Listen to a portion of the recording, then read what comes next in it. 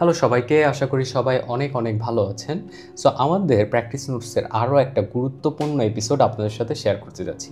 So আজকে আমরা গোল্ডের চার্টটা 45 মিনিটস টাইম ফ্রেমের অ্যানালাইসিস করার চেষ্টা করবো। এটা 45 মিনিটস টাইম ফ্রেমে। সো আমরা যেটা করব, আমরা এখানে সুইং করার চেষ্টা করবো। এখন যারা সুইং শব্দের মানে জানেন না, তারা হচ্ছে, আমি একটু গুছিয়ে বলে দিই, সুইং হচ্ছে এমন একটা ট্রেড যেটা আপনি 1 আওয়ার অথবা 4 আওয়ার টাইম ফ্রেম দেখে অ্যানালাইসিস করবেন, অ্যান্ড এটা আপনি একদিন ম্যাক্সিমাম হোল্ড করতে পারেন। আপনি সেটা হতে পারে 1 আওয়ারের মধ্যে প্রফিট করে বের হয়ে যেতে পারেন, অথবা 2 আওয়ার্স অথবা 4 আওয়ার্সের মধ্যে আপনি সেটা প্রফিট করে বের হয়ে যেতে পারেন। অ্যান্ড যদি আপনি বেটার রানওয়ে পান, তাহলে আপনি সেটা 2 দিন পর্যন্ত হোল্ড করতে পারেন। ইট ডিপেন্ডস অন আপনার কোন ধরনের সেট আপ আপনি এক্সিকিউট করছেন। বাই দ্য ওয়ে, এটা হচ্ছে কমপ্লিটলি বিগিনার ফ্রেন্ডলি এপিসোড। আমি সবসময় চেষ্টা করি যে একেবারে প্রত্যেকটা জিনিস খুব ইজিলি ব্রেকডাউন করার, যেন যারা একেবারে নতুন, যাদের কোনো ট্রেডিং রিলেটেড তেমন কোনো আইডিয়া নেই, বা ইনভেস্ট করতে চান কোনো একটা ক্রাইটেরিয়া বা স্টকসে আপনি ইনভেস্ট করতে চান, অথবা কোনো ধরেন যে গোল্ডে ইনভেস্ট করতে চান, মানে you can get it right. আপনি যেখানে ইনভেস্ট করতে চান, অ্যাটলিস্ট আপনি যদি বেসিক যদি আপনার টেকনিক্যাল নলেজ থাকে, আমি আশা করি আপনার যে ইনভেস্টেড ক্যাপিটালটা সেটার লস হওয়ার চান্স থাকবে, বাট হোপফুলি অত বড় লস হবে না। অ্যান্ড আমি হোপফুল যে আপনি মান্থ শেষে স্লাইটলি কিছুটা হলেও প্রফিটে ক্লোজ দিতে পারবেন। সো সেই ব্যাপারটাই আমরা আজকে এই ভিডিওতে অ্যানালাইসিস করার চেষ্টা করব, যে কীভাবে একটা ভালো রিওয়ার্ড আমরা ক্যাপচার করতে পারি। কীভাবে, ধরেন আমাদের মিনিমাম টার্গেট হবে 1:3 অথবা 1:4, অ্যান্ড এটা কিন্তু রিস্কি। কীভাবে রিস্কি?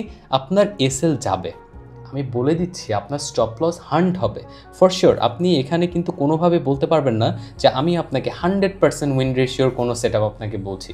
এটা আমার সবথেকে পছন্দের একটা সেট আপ, যেটা কিনা গোল্ডে খুব ভালো কাজ করে। আমি এটা নিজেও দেখেছি, বাট আমার সেট আপটা হচ্ছে, আমার যে আপনার জন্য মতামতটা হচ্ছে, আমি বলবো যে আপনার ধরেন যে আপনি 40% টাইমেও যদি আপনার স্টপ লস যায়, স্টিল আপনি মাস শেষে প্রফিটে ক্লোজ দিতে পারবেন। সেটা যদি আপনি ধরেন 100 টাকা ইনভেস্ট করে আপনি যদি মাসে 10% গেইন করতে চান, আমি হোপফুল যে আপনি সেটাও করতে পারবেন। সো এবার আমাদের স্ট্র্যাটেজিতে আসা যাক। সো এই গোল্ডের চার্টের 40 মিনিটস টাইম ফ্রেমটা আমরা একটু অ্যানালাইসিস করার চেষ্টা করি, ঠিক আছে? সো প্রথমত আমরা দেখলাম প্রাইস ওপরে গেল, একটা হাই, রাইট? আবার একটা নিচে আসলো, একটা লো, রাইট? এখন এই প্রাইস হাই অ্যান্ড লোটা ক্রিয়েট করার জন্য আমাদের কি দরকার? আমাদের দরকার মার্কেটে মুভমেন্ট দরকার, রাইট? কখনো কখনো স্মার্ট মানি অথবা বড় বড় ইনভেস্টররা, রাইট? ইনভেস্টর আমি লিখি, যখন আমি দেখি বড় বড় ইনভেস্টররা বা বড় বড় ফান্ড যারা মেনটেন করে, যেমন আপনার হতে পারে ব্ল্যাক রক হতে পারে, অথবা ধরেন যে ইউএসের অন্যান্য যে বড় বড় ফান্ড রেজার আছে, যারা মিলিয়নস অফ ডলার যাদের কাছে আছে, তারা কি করে, আমাদের সবচেয়ে যে রানওয়ে বেশি থাকে সেটা হচ্ছে ওয়েভ 3, সেখানে তারা এন্ট্রি নেওয়ার চেষ্টা করে। এখন যারা আমার এই শব্দটা বুঝেন নাই, ওয়েভ 3 মানে কি, এটা আমার প্রিভিয়াস একটা এপিসোড আছে, আপনারা ওই প্রিভিয়াস এপিসোডে ইম্পালসের যে প্র্যাকটিক্যাল অ্যানালাইসিসটা আছে সেটা দেখলে আমি আশা করি আপনার এই ব্যাপারটা ক্লিয়ার হবে। সো এই যে রানওয়েটা, এই যে বিশাল একটা রানওয়েটা, এটা কি আপনার 100 টাকা, আমার 50 টাকা, আরেকজনের 70 টাকা ইনভেস্ট করলে এখানে প্রাইস এত দূর আসা সম্ভব? এটা কিন্তু কখনোই সম্ভব না। সো যেটা দরকার সেটা হচ্ছে বিগ অ্যামাউন্টের ক্যাপিটাল দরকার। এটা কারা করতে পারে? এটা হচ্ছে বড় বড় ইনস্টিটিউশন যারা, তারা করতে পারে, ঠিক আছে? সো আমাদের ওয়েট করতে হবে যে ইনস্টিটিউশন আসলে কোন দিকে বায়াসনেস তৈরি করে, সেদিকেই হচ্ছে আমাদের যেতে হবে। কারণ আমি যদি 100 টাকা বা 100 রুপি ইনভেস্ট করি, তাহলে কিন্তু আমার টার্গেট কিন্তু 200 রুপি করা না।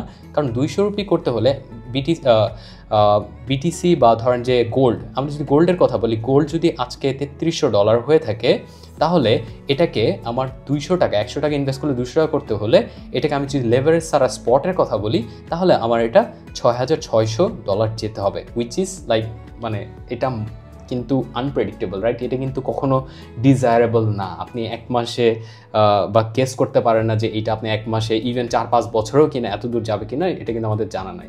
সো আমাদের কী করতে হবে? সেফ সাইডে থাকার জন্য যখন আমরা স্পট ট্রেড করি, তখন আমাদের জন্য এক্সপেকটেশনটা 5-10% রাখাটা আমাদের জন্য সেফ সাইড।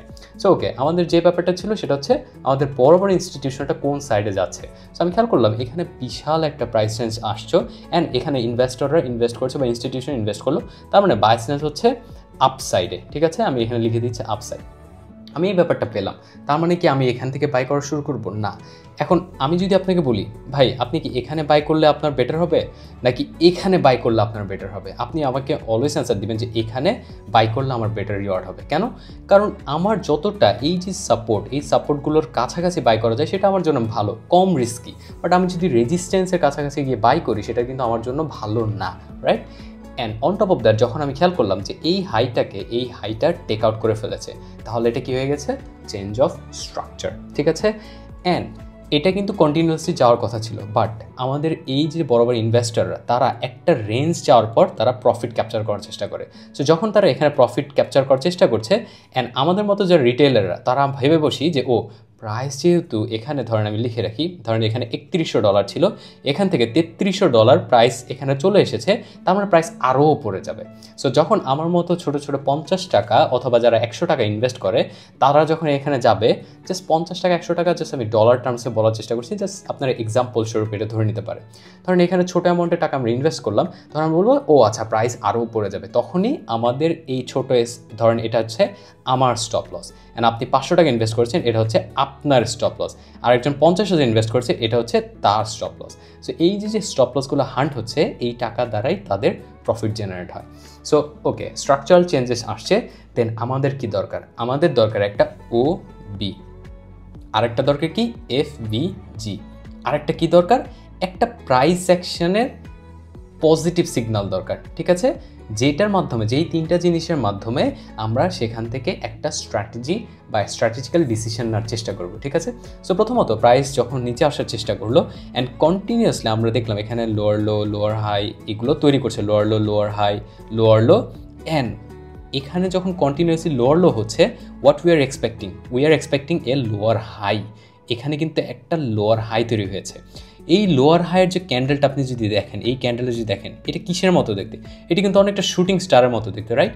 এখানে আমাদের যখন যারা সেল শট নেওয়ার চেষ্টা করব, তখনই কিন্তু আমাদের স্টপ লস হান্ট হবে। কেন? কারণ পরবর্তী ক্যান্ডেলগুলো আপনি যেখানে স্টপ লস রাখেন, এখানে এসএল রাখেন, হান্ট করে ফেলবে, এখানে এসএল রাখেন, তাও হান্ট করে ফেলবে, রাইট? সো আমাদের কি করতে হবে? বড় ইনস্টিটিউশন কোথায় যাওয়ার চেষ্টা করছে? আপসাইডে। সো আমাদের চেষ্টা করতে হবে শর্ট না করে আপসাইডের বায়াসনেসটাই আমাদের মেনটেন করার চেষ্টা করতে হবে, রাইট?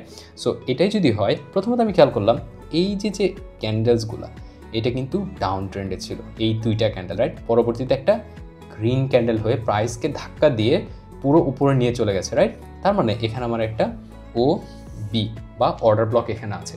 সো যখন আমি একটা অর্ডার ব্লক পেলাম, অ্যান্ড আমাদের কি দরকার? একটা fair value gap. And fair value gap কোনটা? এখানের এই ক্যান্ডেল আর এই ক্যান্ডেল দুইটাই কিন্তু আপনি ফেয়ার ভ্যালু গ্যাপ হিসেবে কাউন্ট করতে পারবেন, কারণ প্রিভিয়াস ক্যান্ডেলটা কোনোভাবেই এর নিচের ক্যান্ডেলটাকে কিন্তু কভারেজ দিতে পারেনি। তার মানে এখানে একটা FVGও আপনার আছে, একটা OBও আপনার আছে। সো এইটা কিন্তু একটা A+ সেট আপের জন্য যথোপযুক্ত গুরুত্বপূর্ণ বিষয়। সো যখন আপনি দেখলেন এখানে এন্ট্রি আসছে, অ্যান্ড পরবর্তীতে আমার কি দরকার? একটা প্রাইস অ্যাকশনের পজিটিভ অ্যাঙ্গেল দরকার, যেটা কিনা এই দুইটা ক্যান্ডেলে হয়েছে। সো আপনি কি আমাকে বলতে পারেন, যারা নতুন তাদের জন্য কোয়েশ্চেন, এই গ্রিন ক্যান্ডেল, এইটা ধরেন গ্রিন ক্যান্ডেল, ধরেন এটা রেড ক্যান্ডেল, আর এটা হচ্ছে গ্রিন ক্যান্ডেল, এই লেফট সাইডের ক্যান্ডেলটাকে যদি রাইট সাইডের ক্যান্ডেলের বডিটা দিয়ে কাভারেজ দেয়, তাহলে সেটা কি হয়? ইয়াস, দ্যাটস কারেক্ট, এটা হচ্ছে এনগালফ করা হয়। অ্যান্ড এনগালফের বাংলা শব্দ হচ্ছে গিলে ফেলা। তার মানে হচ্ছে প্রাইস এই জিনিসটাকে অলরেডি টেক আউট করে ফেলেছে, অ্যান্ড প্রাইস উপরের দিকে যেতে চায়, ঠিক আছে? সো তখন আমাদের স্টপ লস হবে এক্স্যাক্টলি, স্টপ লস আমাদের এন্ট্রি হবে এক্স্যাক্টলি এখানে, প্রিভিয়াস ক্যান্ডেলের এখানে। আর কেন? কারণ আমার অর্ডার ব্লক থেকে প্রাইস এখানে সুইচ করতে পারে, এটা হচ্ছে একটা জোন। আমরা এই জোনের থেকে অর্ডার এক্স্যাক্টলি যে এখানেই হতে হবে এমন কোনো কথা নেই, আপনার এখানেও হতে পারে, আপনার এখানেও হতে পারে, right? You can get my point, right? And stop loss হবে এই যে এসএল আছে, আপনি সেফ খেললে এটার নিচে হবে, আর যদি আপনি একটু রাশ করতে চান তাহলে এটার নিচে হবে। সো এইভাবে আপনি ইজিলি 1:3 ক্যাপচার করতে পারেন। সো আমি আশা করি আপনি খুব ইজিলি কীভাবে order block and FVG plus আপনার প্রাইস অ্যাকশনের যে পজিটিভ সাইড সেগুলো দিয়ে ট্রেড করতে পারেন, প্লাস যে বড় বড় ইনস্টিটিউশন আছে তাদের সাইডে গিয়ে। সো সেভাবে ধরনের একটা সেটআপ আপনার সাথে শেয়ার করার চেষ্টা করছি। I hope you guys enjoyed this video so far. If you do, please consider following my page because more amazing contents are coming up. Alright guys, take care and Allah Hafiz.